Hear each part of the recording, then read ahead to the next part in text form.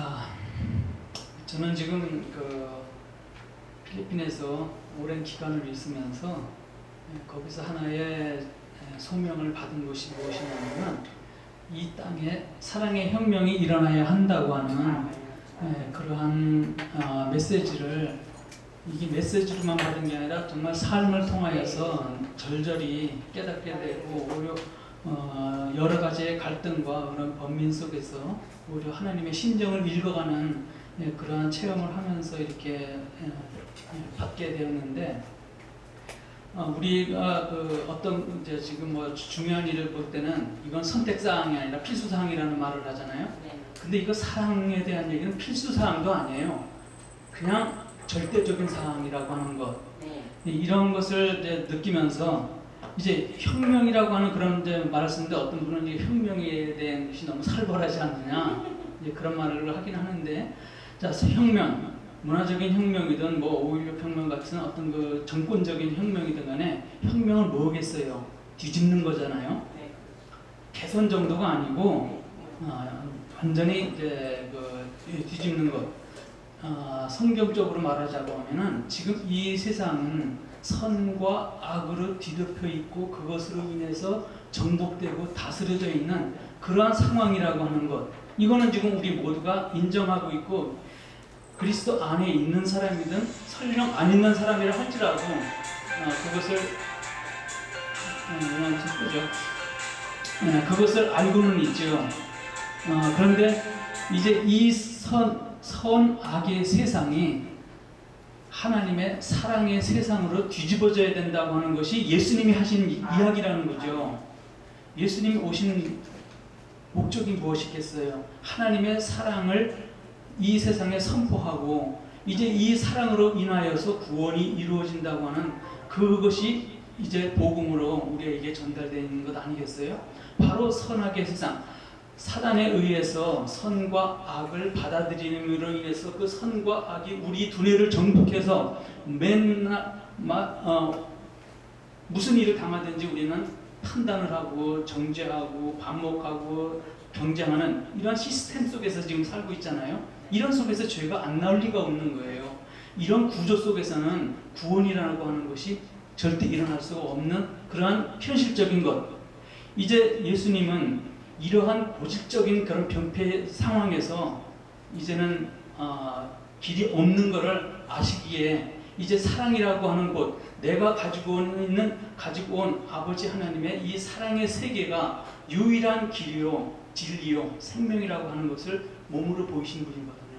그렇기 때문에 우리는 예수님이 가르치는 그거에 대해서 예수님을 쳐다보는 게 아니라 예수님이 가르치고 있는 사랑의 세계를 바라볼 수 있는 그 영적 시각이 좀 발달이 돼야 될 것 같은데, 그냥 종교식으로 갖다가 예수님만 쳐다보는 그러한 식으로 한다고 하면 기복신앙에서 절대 벗어날 수 없는 이제 그런 것이죠.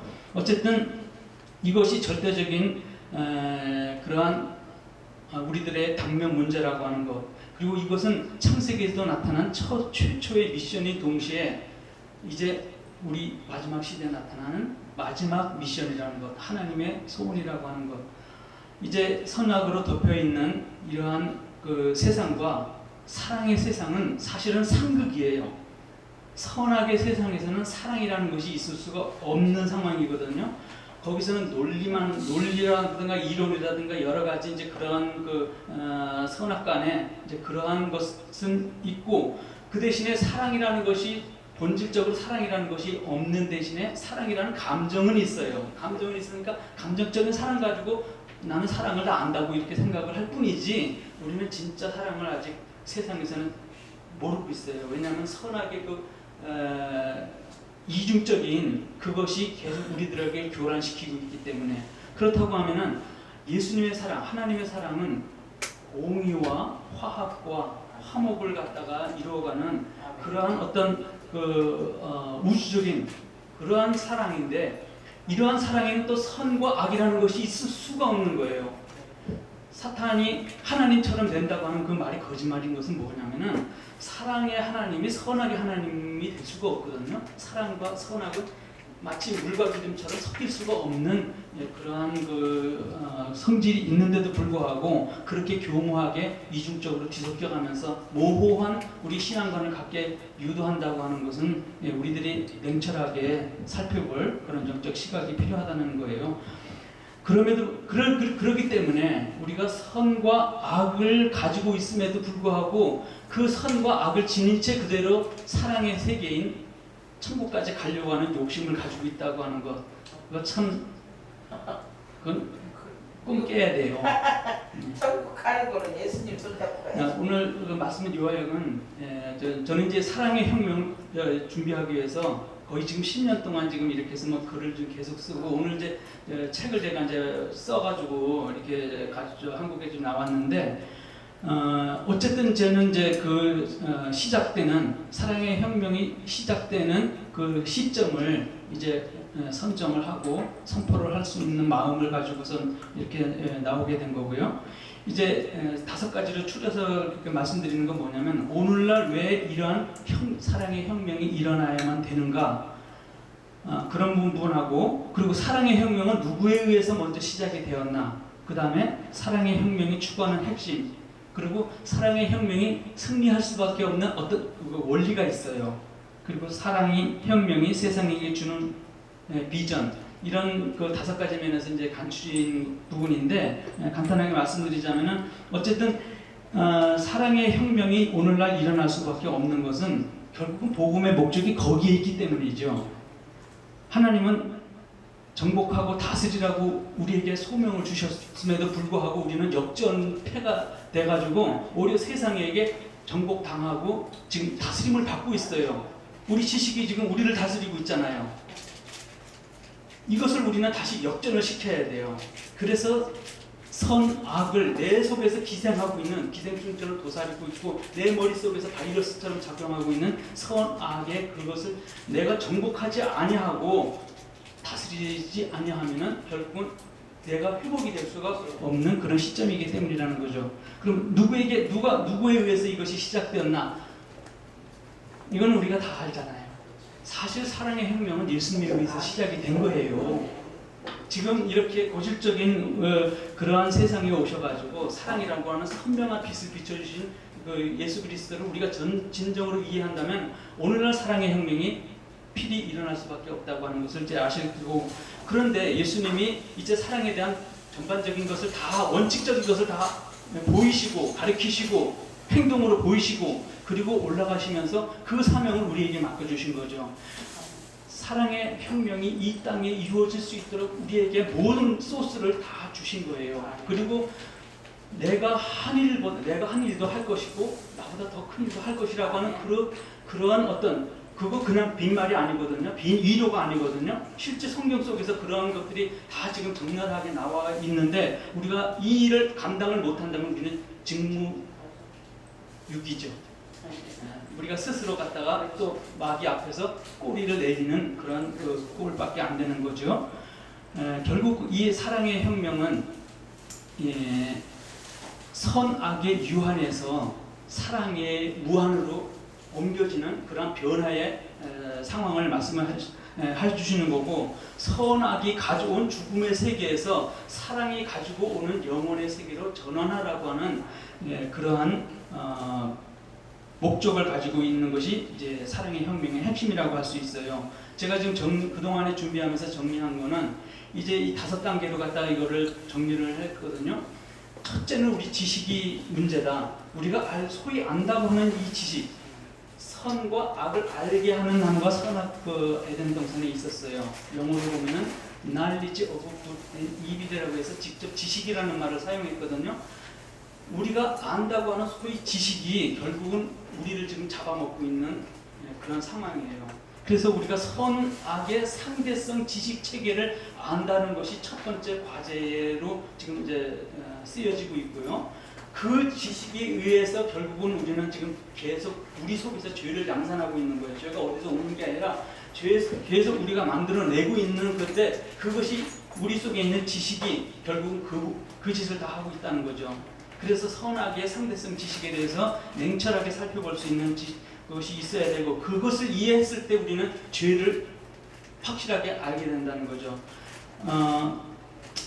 그 죄를 다스리는 것이 뭐였어요? 오늘날 법이라는 것이 잘못한 그것을 다스리고 있잖아요. 율법도 결국은 우리가 죄인이 됐을 때 우리를 다스리고 평정하기 위해서 그러신 거죠. 그러면은 법이라는 것이 지금 가운데 중심에 딱 있어요. 법을 죄를 다스리고 그 죄는 지식에서 나오고 지금 이러한 이 고리가 지금 우리 인생 속에 지금 아주 철석같이 박혀 있다고 하는 그런 것을 우리가 이제 살펴보게 되는 거고요.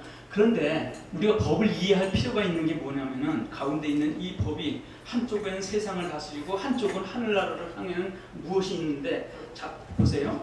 법은 공의를 이루기 위해서 있는 거죠. 이 세상에도 공의를 이루기 위해서 법원이 지금 저울을 갖다가 이렇게 놓고 이제 달아보는 어떤 그런 상징을 하잖아요. 이 공의를 이루는 것이 법의 목적인데, 이 공의를 또 자세히 들어가 보면은 공의는 사랑에 의해서 진행이 되는 거예요.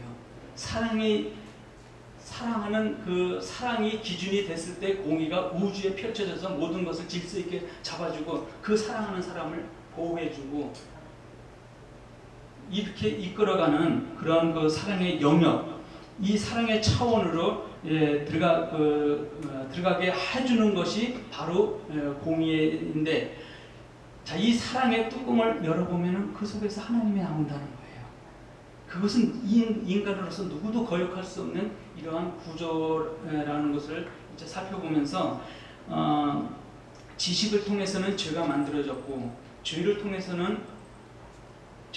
법이 불러져 왔지만은 이제 우리는 법을 통해서 의를 알게 됐어요. 그리고 의를 통해서 사랑을 알게 돼요. 사랑을 통해서 하나님을 진짜 알게 되는 것이 이 원리, 이 구조가 결국은 이 땅의 사랑의 혁명이 승리할 수밖에 없는, 우리의 믿음이 승리할 수밖에 없는 구조, 이 구조를 예수님이 이뤄놓고 가신 거예요. 그렇기 때문에 담대하라, 내가 세상을 이겼노라, 이렇게 말씀하신 거죠.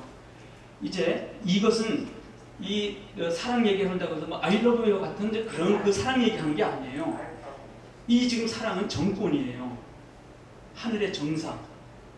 이제 지금 여기는 공중권세 잡은 자가 다스리고 있는 그러한 세상의 그 정권이지만은 이제 하늘의 정권인 사랑의 정권이 이 땅에 펼쳐지는 것이 이제 복음의 핵심이라고 볼 수가 있죠. 우리가 주기도문을 할 때 뭐라고 합니까?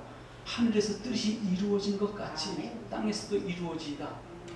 이제 그 하늘의 그 뜻, 사랑의 세계로 이제 선악의 세계를 소멸시키는 그런 일이 있고, 그리고 그 사랑의 정권이 하나님의 세계가 이 땅에 펼쳐지는 것이 이제 예수님이 강구하는 그런 우리의 기도 아니겠어요? 요한일서 3장 8절에 보면은 그리스도가 나타나심은 마귀의 하는 일을 멸하라 하심이라 그랬죠. 마귀가 하는 일이 뭐겠어요? 지금 마귀를 멸하겠다는 게 아니라 마귀의 하는 일을 멸하겠다고 했거든요. 마귀가 하는 일은 결국은 선과 악이라는 요것을 양손에 붙잡고 우리의 지식을 교란하고 그 지식이 우리를 통제하고 이러한 그 악순환을 만들고 있는 이 마귀의 이 일이 사라지면 사랑의 세계는 자연히 이루어져요. 구름이 거치면은 저 변치 않는 태양의 빛은 나에게 바로 오듯이 이제 그러한 그 복음의 사역이 이제는 사랑의 혁명이라고 하는 전제하에서 저는 담대하게 펼쳐지기를 원하고 있고, 그러기 위해서 지금 여러 가지 이제 글을 쓰고 거기에 대한 것들을 또 이제 리딩스 클럽이라고 우리 독서의 형태로 해가지고 이제 시작을 하려고 여러 가지 이제 준비를 하고 왔습니다. 이런 것들이 이제 서로 이제 의논되고 이렇게 사역자들이 또 같이 이렇게 힘을 합하는 그런 일들이 일어났으면 좋겠습니다. 감사합니다.